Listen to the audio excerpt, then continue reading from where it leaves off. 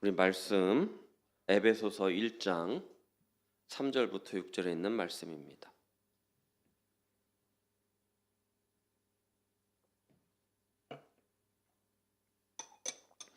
에베소서 1장 3절에서 6절에 있는 말씀 우리 함께 한 목소리로 합독하도록 하겠습니다.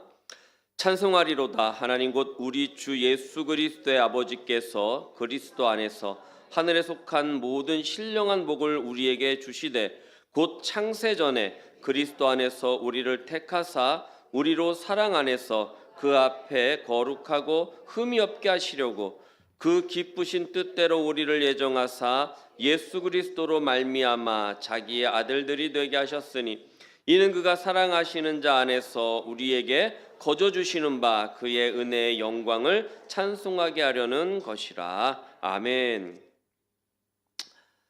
오늘 말씀의 제목이 뭘까요? 다 같이 한번 읽어보겠습니다. 시작. 거룩한 스캔들.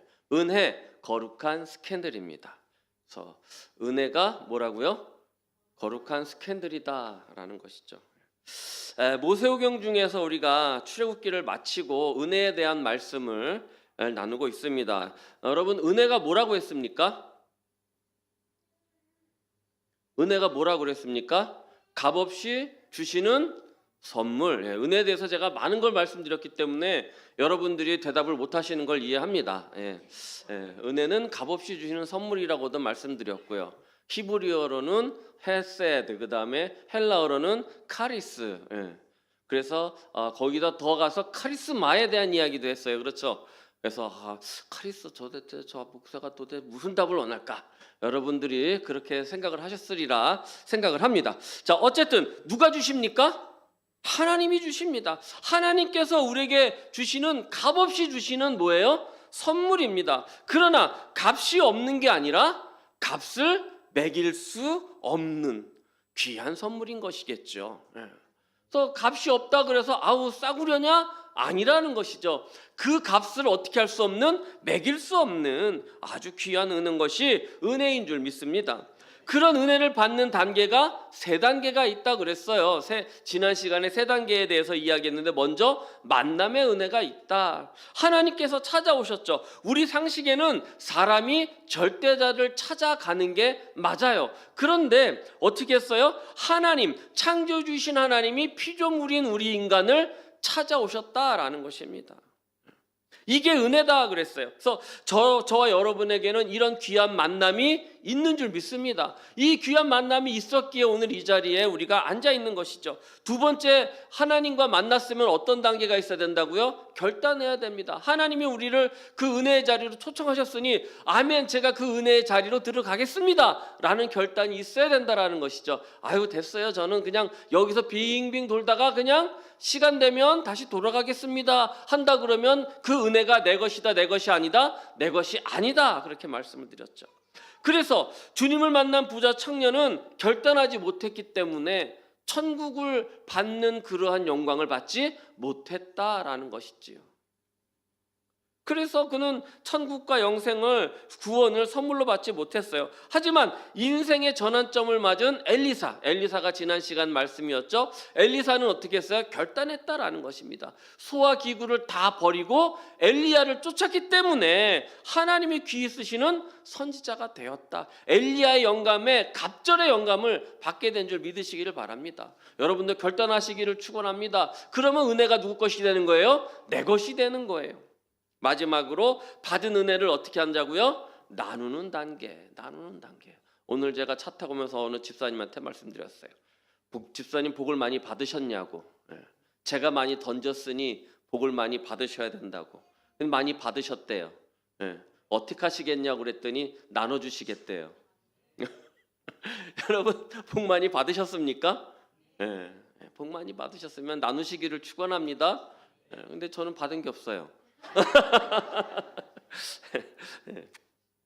웃자고 드리는 말씀입니다. 저 나한테 뭐 달라는 소린가 이렇게 생각하면 안 돼요.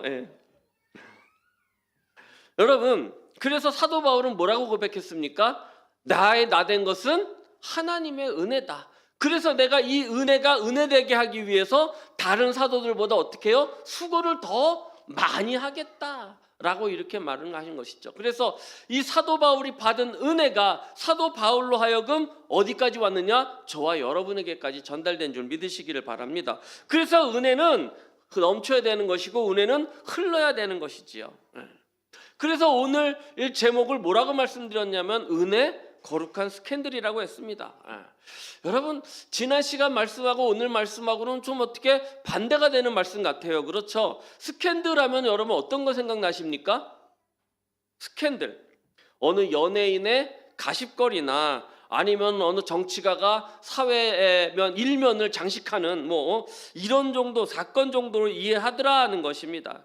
그러나 원래 스캔들이라는 말은 걸림돌, 함정을 의미하는 말로 종교적인 색채가 강한 단어였어요. 우리를 넘어지게 하거나 갈등을 일으키게 하는 것, 이것을 갖다가 헬라어로 스캔달론이라고 하는데 이 스칸달론이 바로 스캔들이다라는 것입니다. 그래서 요즘은 스캔들이란 말을 대중적이고 도덕적인 이런 의미로 이야기하지만 원래 뜻은 종교적이고 영적인 장애물, 우리의 마음을 꺼리끼게 하는 이런 뜻으로 사용된 것이 스캔달론이다라는 것입니다.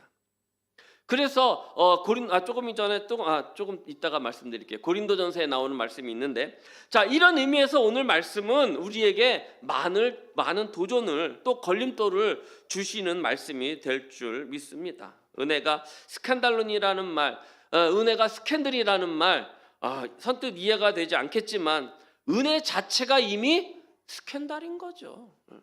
은혜가 이미 스캔달인 거예요.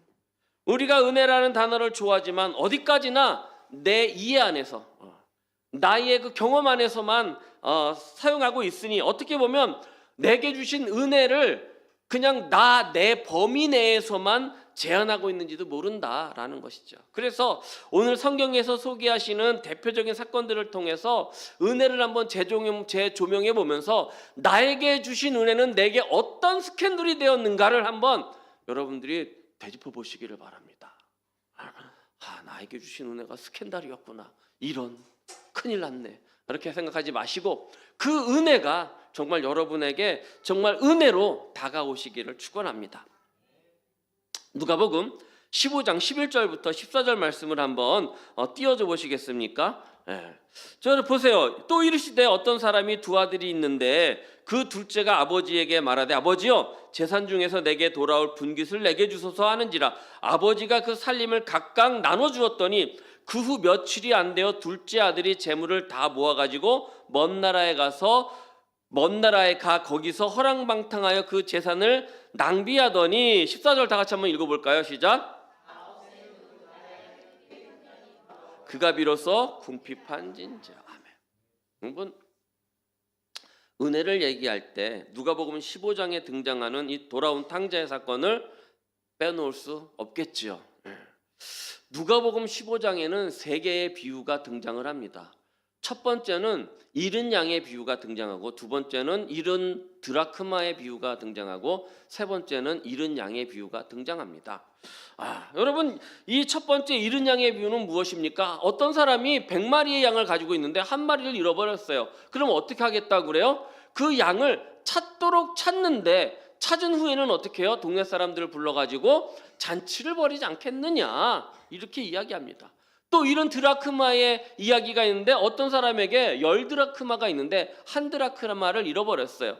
그러면 어떻게 한다고요? 찾도록 찾되 찾으면 지인들을 불러서 기쁨을 나누지 않겠느냐라고 이렇게 말씀을 합니다. 그리고 오늘 말하는 세 번째 말씀이 소개되는데 이 무엇입니까? 잃어버린 아들에 대한 이야기예요. 돌아온 탕자에 대한 이야기입니다. 이 비유들이 말하는 게 무슨 말을 하는지 여러분 아시겠죠?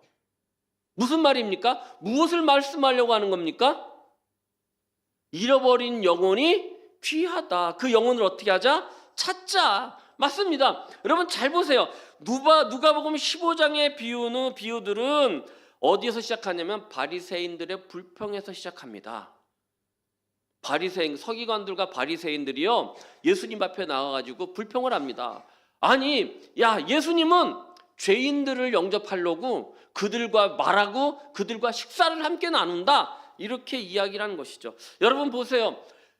죄인들과 세리들과 그 사람들하고 유대인들은 같이 하는 게 맞아요, 틀려요? 그들은 같이 하질 않아요. 섞이지 않는단 말이에요. 그들은 어떻게 하냐면 죄인이다, 세리다 이렇게 규정을 짓고 그들과 함께 섞이는 것을 아주 꺼려했다라는 것입니다. 그런데 서기관들과 바리새인들이 나와가지고, 아니 예수는 어떻게 이스라엘의 지도자라고 칭하고 자기가 구원자라고 왔다 그러고 그러면서 어떻게 죄인들하고 그렇게 겸상을 하느냐, 이렇게 이야기를 하죠. 그 비난에 대해서 예수님은 이렇게 세 가지 비유를 말씀하시는데, 잃은 양, 잃은 드라크마 비유에 이어가지고 잃은 아들에 대한 이야기를 합니다. 우리는 이 비유를 뭘로 하냐면 돌아온 뭐라고 알아요? 탕자로 알아요. 하지만 성경은 정확히 이렇게 제목을 달아놨습니다. 어느 분이 누가복음 15장 11절을 한번 보세요. 한번 찾아보시겠습니까? 성경을 가져오신 분은 누가복음 15장 11절 앞에 달린 제목을 큰 소리로 읽어주시기를 바랍니다. 누가복음 15장 11절 앞에.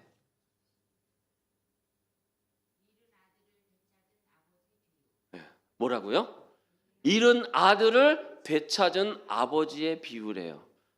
돌아온 탕자가 주인공이에요? 제목을 보니까 아버지가 주인공이에요. 아버지가 주인공이에요. 그럼 우리는 돌아온 탕자가 맞아요? 아니면은 아버지를 찾는 게 맞아요? 네, 아버지를 초점으로 두고 봐야 되는 게 맞습니다. 물론 돌아온 탕자가 틀렸다라는 건 아니에요. 그러나 우리가 성경을 보는 시각을 둘째 아들에 보는 것이 아니라 누구에 맞춰서 보자고요? 아버지에 맞춰서 보자라는 것입니다. 그것이 맞다라는 것입니다. 우리가 알던 주인공 둘째 아들은 아버지한테 말합니다. 아버지 재산 중에 나한테 돌아올 분깃을 주십시오. 그렇게 해가지고 그는 아버지한테서 자기에게 돌아올 분깃을 타가지고 멀리 타국으로 가서 재산을 탕진합니다. 그리고 돼지우리에서 굶주리게 됩니다. 아버지를 떠났다는 건 독립을 원했다라는 겁니다. 그러나 그는 어떻게 됐어요? 비참해졌어요. 독립을 원했지만 비참해졌단 말입니다. 멀리 타국으로 나갔다라는 건 아버지를 떠나서 자유하기를 원했다라는 것입니다. 그런데 자유함을 얻었습니까? 그는 물질의 노예가 됐고요, 쾌락의 노예가 되어버렸습니다. 그래서 자기가 가진 것을 다 허랑방탕히 다 쓸 수밖에 없었다라는 것입니다. 그렇게 기쁨과 즐거움을 원해서 쾌락을 누렸더니 하루아침에 빈털터리가 돼가지고 공허함과 고독만 느끼게 되었다라는 것입니다. 이것이 우리의 모습인 것이지요. 자, 그러면 여러분 보세요. 누가복음 15장 17절부터 19절까지 한번 읽어보도록 하겠습니다. 시작. 이에 스스로 돌이켜 이르되 내 아버지에게는 양식이 풍족한 품꾼이 얼마나 많은가. 나는 여기서 줄여 죽는구나. 내가 일어나 아버지께 가서 이르기를 아버지, 내가 하늘과 아버지께 죄를 지었사오니 지금부터는 아버지의 아들이라 일컬음을 감당하지 못하겠나이다. 나를 품꾼의 하나로 보소서 하리라 하고. 자, 이 아들이요, 둘째 아들이요, 이제 굶어 죽게 생겼어요. 그리고 돌이켜 보니까 그때서야 정신을 어떻게 된 거예요? 차렸어요. 야, 내가 아버지한테 잘못했구나 하면서 스스로 어떻게 했어요? 스스로 돌이켰다라고 이렇게 이야기를 하고 있습니다. 그래서 일어나서 아버지께로 가가지고 내가 어떻게 한다고요? 품꾼의 하나로. 난 이제 뭐가 되겠다? 종이 되겠다. 아버지 종이 돼서라도 차라리 여기서 죽느니 아버지의 종이 되는 것이 낫겠다 해서 그렇게 갑니다. 그러면 여러분 가서 아버지의 돈을 다 받아갔어요. 그죠? 아버지한테 그 돈을 다 받아갔으면 이 괘씸한 놈, 그죠? 이 아버지가 죽지도 않았는데 눈에 흙도 들어가기도 전에 그 것을 달라 그래가지고 나를 떠났어? 분명히 아버지는 나를 그렇게 여길 것이다 라고 생각을 했단 말입니다. 그렇죠? 그래서 가서 아버지 품꾼의 하나를 보소서 해갔을 때 그 아버지가 받아들여줬으면 이 아들의 생각으로는 성공한 거예요? 실패한 거예요? 그 정도만 돼도 성공한 거예요. 왜냐하면 이건 둘째 아들의 계획이에요. 그죠? 그리고 이 정도만 돼서 내가 거기만 돼서 성공만 해도 나는 은혜를 받은 거예요? 은혜를 받지 않은 거예요? 은혜를 받은 거예요. 이 둘째 아들에게 은혜가 임했어요. 그의 삶을 송두리째 바꾸는 은혜가 됐어요. 이전에는 돈이 은혜였어요. 인기가 은혜였고 즐거움이 은혜였어요. 아니, 그것이 은혜다, 은혜일 것이다 라고 여기며 살았다라는 것입니다. 오늘 저와 여러분들의 삶이 그런 삶이에요. 지금 내가 집중해서 막 그렇게 해서 살고 있는 그 모습이 내가 최선의 삶을 살고 있다라고 생각을 할 거예요. 하지만 그것이 전부가 아니라는 것이죠. 이 둘째에게 어떤 은혜가 임했습니까? 돌이키는 은혜가 임했습니다. 깨닫는 은혜가 임했다라는 것입니다. 자신의 처지를 직시할 수 있는 눈이 열렸어요. 자신의 지은 죄는 아버지 집에 있는 품꾼의 그러한 처우보다 못한 처지라는 것을 알았다라는 것입니다. 자기가 지금 처한 처지가 아버지 집에 있는 품꾼의 처우보다 더 못한 처지라는 거예요. 그죠? 그래서 그는 자신의 죄를 뉘우치고 아버지 집으로 돌아가서 품꾼으로 살려는 각오를 다지면서 집으로 돌아옵니다. 아버지가 안 받아주면 어떡하지? 날 용서 안 하지면 어떡하지? 야, 네가 감히 여기 와서 여기가 어디라고? 응? 네가 한 짓이 있는데 그러시면 어떡하지? 내심 걱정을 했을 거예요. 그렇죠? 그러면서 걸어왔어요. 그렇게 집으로 돌아오는 아들을 향한 아버지의 모습이 나타납니다.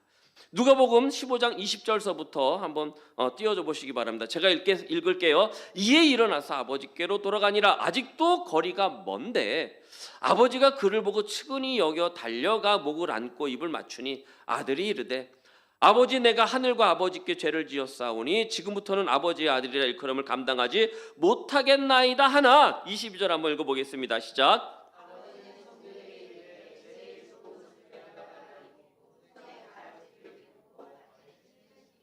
그리고 끌어다가 잡으라. 우리가 먹고 즐기자. 이 내 아들은 죽었다가 다시 살아났으며 내가 잃었다가 다시 얻었노라 하니 그들이 즐거워하더라. 아멘. 여러분 20절을 보니까요, 아직도 거리가 어떻게 해요? 먼데 아버지가 어떻게 됐다고요? 봤대요. 저기 아직도 거리가 멀어서 누가 누군지 구별이 안 되는데 누가 와요? 내 작은 아들이 와요. 그걸 알아봤다라는 거예요. 알아보고 어떻게 여겼어요? 측은히 여겨서 달려가셨어요.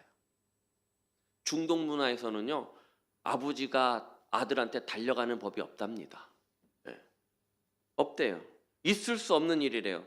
품위를 내려놓는 행위래요. 그러나 이 아버지는 어떻게 했어요? 달려갔어요. 아버지는 기다렸고 또 먼저 보았고 먼저 달려갔고 안았다라는 것입니다. 그리고 중요한 것은요, 아들의 고백을 듣지 않습니다. 이게 중요합니다.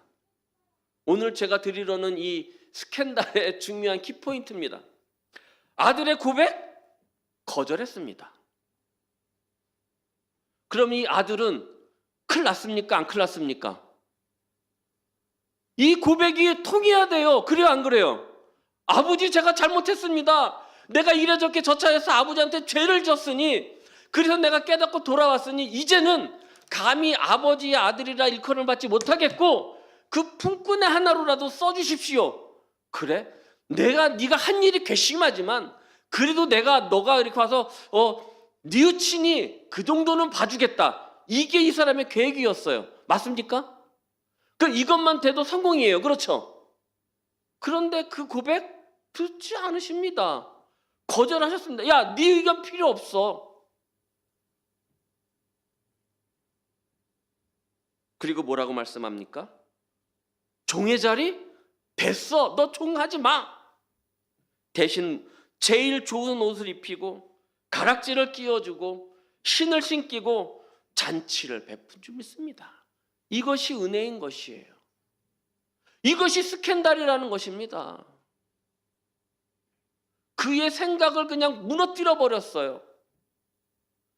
그의 마음을 다 그냥 걸어 넘어뜨려 버렸다라는 말입니다. 그래서 은혜는 복권입니다. 로또가 아니에요. 복권, 다시 회복했다. 자기 자신을 찾았다. 라는 한자예요. 복권, 로또를 사나? 이게 아니라 복권되었다라는 것입니다. 회복되었다라는 말이죠. 회복되었다라는 말. 그래서 은혜는요, 내 기대와 반대인 것입니다. 그래서 스캔들입니다. 여러분요, 하나님 정말 내 죄만 용서해줘도 감지덕지입니다. 하나님 지금 내 삶에서 정말 이 어려운 삶에서 나를 좀 구원을 여기까지만 해주셔도 나는 정말 더 이상 원이 없겠습니다. 이렇게 기도하신 분들 계실 거예요. 하지만 보세요. 여러분의 삶을 되짚어 보세요. 하나님께서 거기까지만 하셨는지 더 허락하셨는지, 하나님께서 여러분의 그 기도만 딱 들어주셨는지 아니면 더 100배로 더 많이 풍성하게 해주셨는지 여러분 돌이켜 보시길 바랍니다. 그런데요, 이 은혜가요 여기서 끝나지 않습니다. 이 비유의 진짜는 둘째 아들이 아니라 첫째 아들입니다. 첫째 아들은요, 동생을 대하는 아버지 태도에 분노합니다. 그 분노의 원인은 이겁니다. 나는 이렇게 충성을 다했습니다. 그런데요, 이거죠. 여러분 28절부터 한번 띄워줘 보시겠습니까? 제가 읽겠습니다. 그가 노하여 들어가고자 하지 아니하거늘, 어디를 안 들어간다는 얘기예요? 잔치예요. 잔치 자리에 안 들어간다는 거예요. 내가 거길 왜 들어가? 이러는 거죠. 뭐예요? 나? 화났어. 아이들이 그러잖아요. 밥 먹자. 근데 삐졌어. 안 먹어! 이거잖아요. 나 화났으니까 좀 봐줘. 이 소리예요.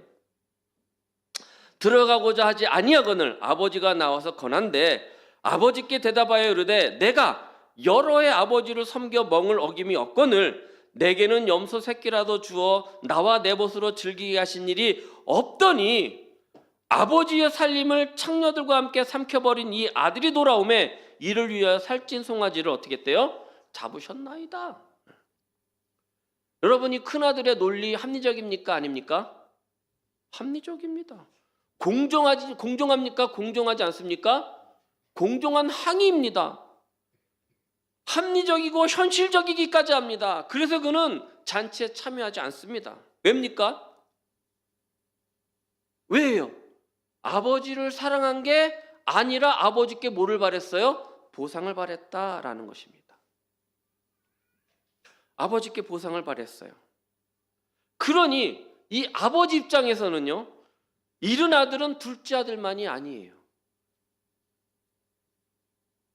첫째도 마찬가지였어요. 아버지 품에 있었지만 그 사랑에 기댄 게 아니라 오히려 자기 노력에 뭐를 바랬다고요? 보상을 바랬단 말입니다. 어떻게 보면 큰아들은 아들이 아니라 품꾼으로 일을 했다라는 것입니다.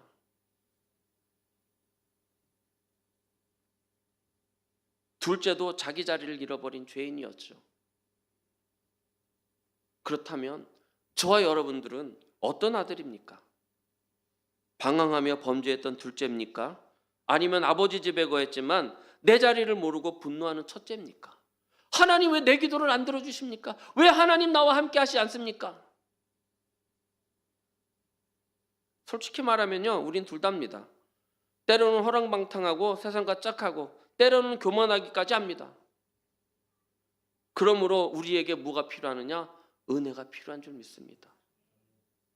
우리의 심령을 뒤집어 놓고 우리의 마음을 정말로 신의 양심으로 걸게 만들고 우리의 삶을 송두리째 뒤바꿔 버릴 그 은혜가 필요하다라는 것입니다.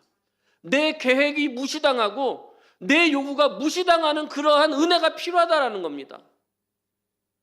우리의 계획 갖고는요, 우리의 이 요구 갖고는요, 그것까지밖에 할 수가 없어요.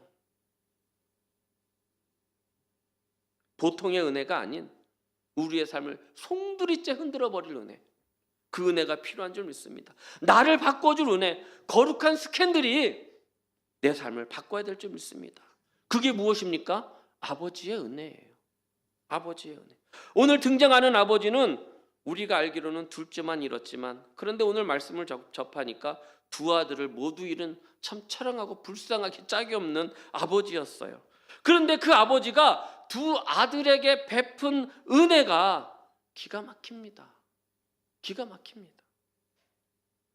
이 아들들에게는요, 생각도 못했고 계획에도 없었던 일생일대의 스캔들이었습니다.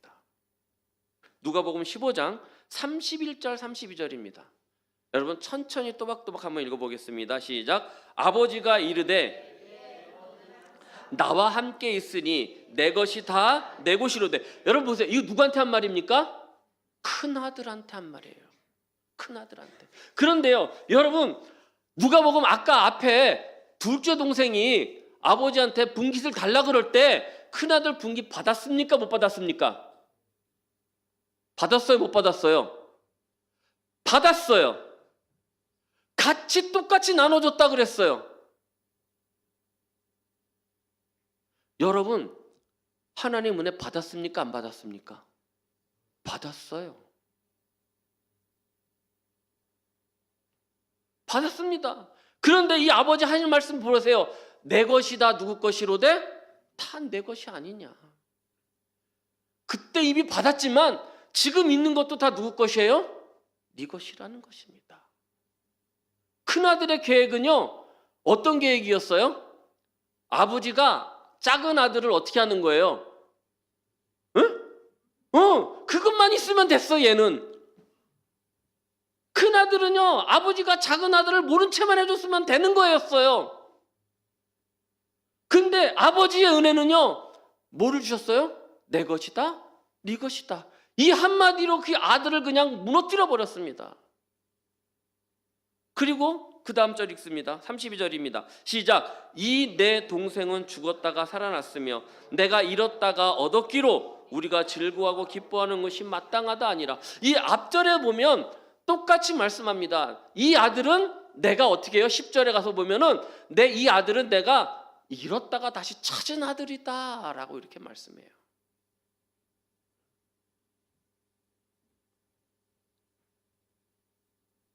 두 아들을 잃은 아버지의 은혜가 두 아들을 다시 얻게 만들었다, 다시 살렸다, 다시 일으켰다라는 것입니다.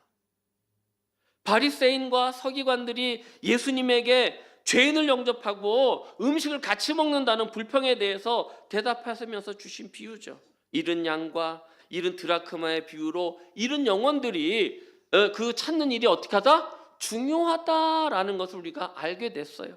그렇다면 이 잃은 아들을 되찾은 아버지의 비유는 무슨 말씀입니까? 아버지 입장에서 모든 영혼이 어떻게 하다라는 이야기예요? 귀하다라는 말씀이에요. 이 영혼도 귀하고 저 영혼도 귀하다라는 것입니다. 그것이 우리에게 주시는 이 말씀이다, 은혜다라는 것입니다. 그렇다면 작은 아들은 이방인을 이야기하는 것이고 큰 아들은 유대인을 비유하는 말씀일 수 있을 것이다. 유대인은요, 항상 하나님을 섬긴다고 섬겼어요.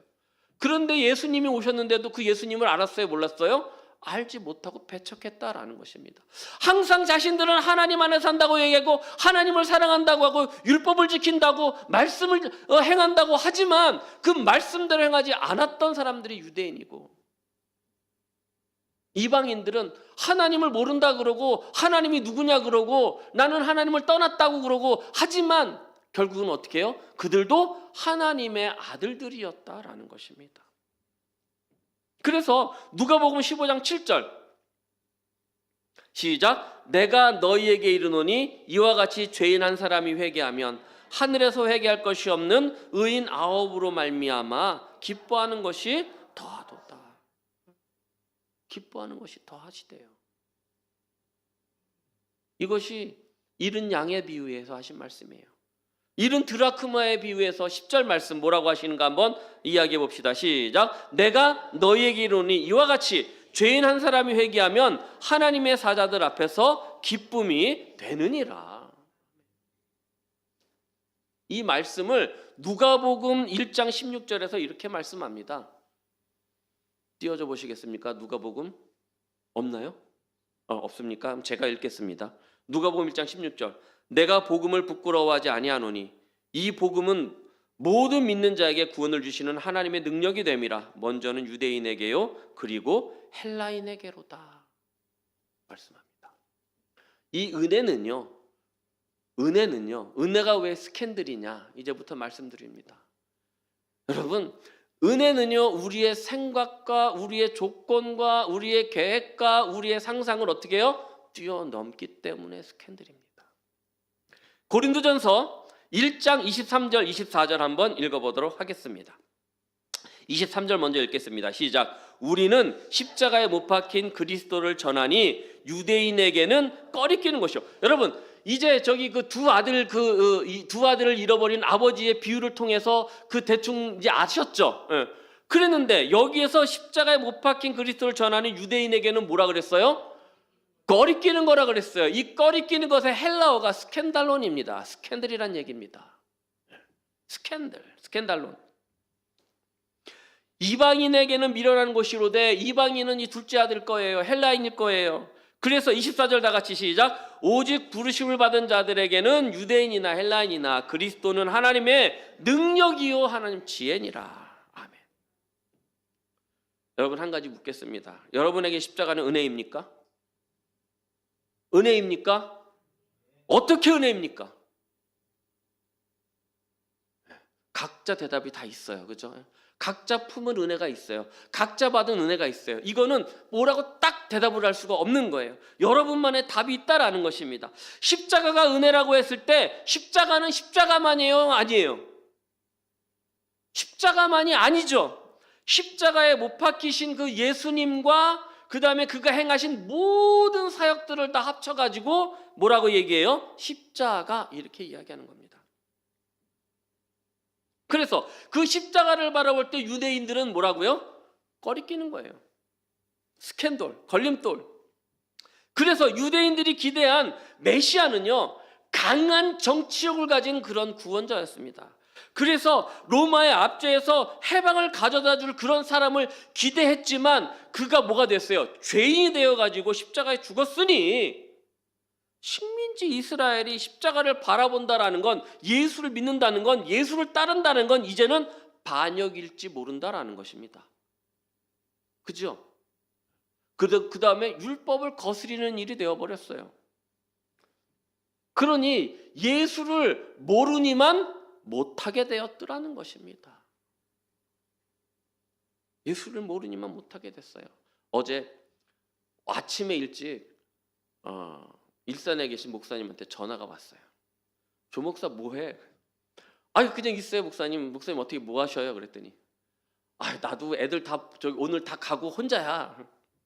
심심해서 전화하셨어요? 그랬더니 심심해. 뭐 할래? 그래서 그럼 점심이나 같이 드시죠.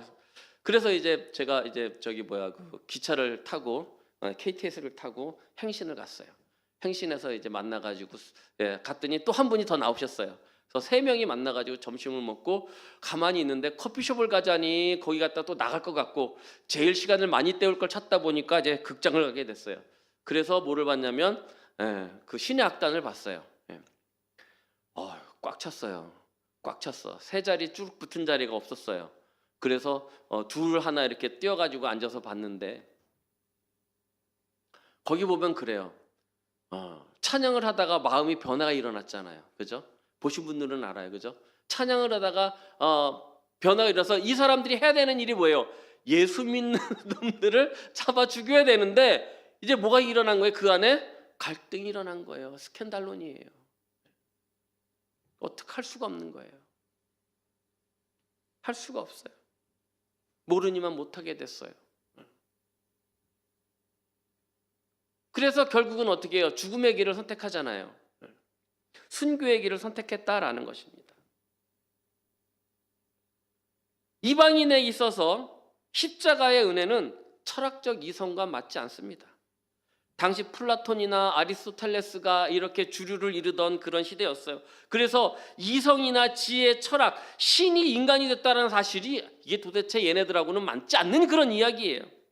그런데 웃긴 거는, 이 사람들이 이야기할 때 웃긴 거는 신이 인간이 돼서 왔대요. 그러면 와서 위대한 일을 해야 되는데 죄인이 되었어요. 그리고 자기들이 가장 수치스럽게 여기는 형태라서 죽었어요. 그럼 이 신은 실패한 신이에요? 성공한 신이에요? 실패한 신이에요. 그런데 그 신을 믿으라는 거예요. 그 신을 믿어야 된대요. 그래서 자세히 들여다보니까 세상에 나타나는 이적과 기사를 보니 믿지 않을 수가 없게 되었어요. 정말 스캔들이 아닐 수 없다라는 것입니다. 여러분에게 이 은혜가 있는 줄 믿습니다. 여러분 예수 믿을 때 어땠습니까? 믿어야 될까 말아야 될까 고심 많이 했을 수 있을 거예요. 저는 모태신앙이었어요. 그래서 참 못하는 게 많은가 봐요. 모태신앙이었는데요, 왜 내가 교회를 가는지 몰랐어요. 철 들고 나서 왜 내가 교회를 가야 되지? 정말 교회 가기 싫어.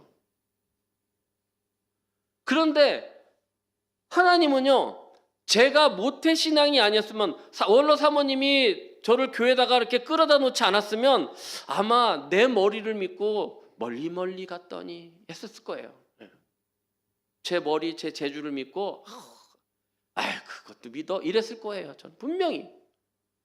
그러니 하나님이 나를 아시고 저를 아시고 그냥 데려다 놓으신 거예요. 그냥 강제로. 그러니 저는 그냥 애초부터 스캔들이었던 거죠. 누가복음의 비유는 그림자예요. 이 잃어버린 이 새 비유는 그림자예요.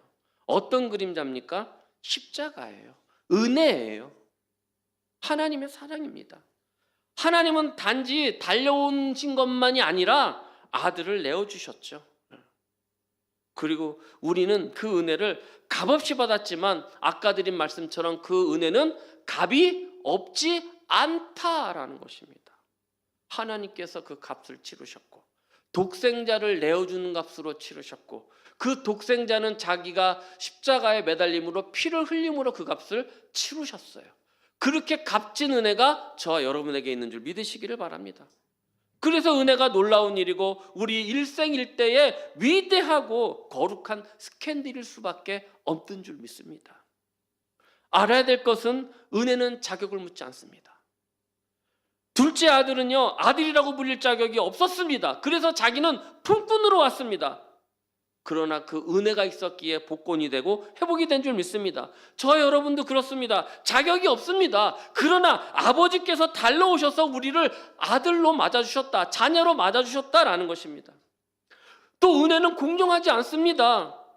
공평을 초월했기 때문입니다. 첫째 아들의 계산을 무너뜨려 버렸습니다. 첫째 아들의 공평은요, 둘째 아들이 아들 취급을 받지 않는 거였어요. 자기 자신이 일한 만큼 나는 누리지 못하고 있어 라고만 그렇게 생각하고 있었다라는 것입니다. 그러나 큰아들이 간과한 것은 자신은 이미 그것을 받았고 누렸고 그 모든 것이 다 자기 것이었다라는 것입니다. 여러분 이 사실을 깨닫기를 축원합니다. 그리고 은혜는요, 관계를 회복해 주신다라는 것입니다. 이 두 아들은 모두 종이 아니라 아들로 회복되었다라는 것입니다.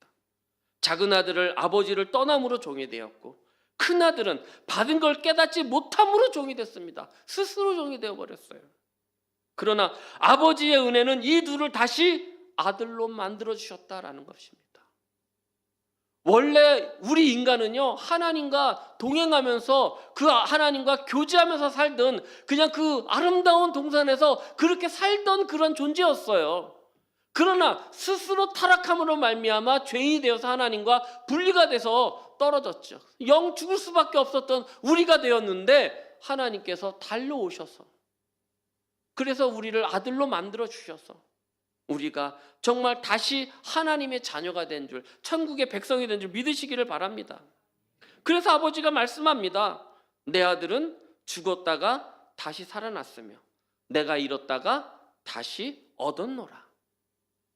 너는 항상 나와 함께 있으니 내 것이다. 누구 것이다? 내 것이다. 여러분 이 음성을 듣기를 축원합니다. 사랑하는 성도 여러분, 저 여러분들에게도 놀라운 스캔들, 이 은혜, 거룩한 스캔들, 은혜가 있는 줄 믿습니다. 그 스캔들이 없었다면 여기 이 자리에 있을 수 없지요. 내 삶을 송두리째 들어줄 스캔들이 있기를 축원합니다. 우리에게 주시는 은혜는 공정하지 않습니다. 그래서 놀랍습니다. 은혜는 계산되는 게 아닙니다. 또 은혜는 조건이 붙지 않습니다. 그래서 스캔들이고 우리를 살리는 줄 믿으시기를 바랍니다. 이 거룩하고 놀라운 은혜가 저 여러분의 삶에 충만하기를 주님의 이름으로 축원을 드립니다.